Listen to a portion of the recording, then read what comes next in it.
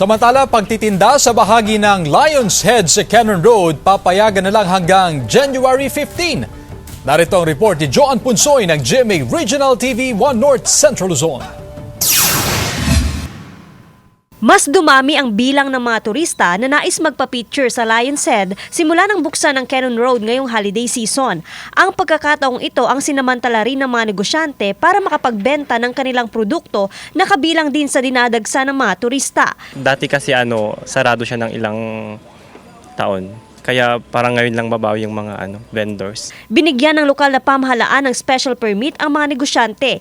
Epektibo ang kanilang operasyon simula December 20 hanggang January 15, 2024. Before that deadline, pupuntahan na naman namin sila para mag-meeting ulit para tulungan sila kung paano yung continuity. Kasi pinag-permit po talaga natin sila ngayon, special permit. Pero may regulasyon na ipinatutupad. Nilimitahan lamang ang bilang ng mga magbebenta at tanging mga residente lamang din ng lungsod ang pinayagang magpatayo ng stall sa lugar. Better for them kung limited ang vendors na maiaalaw.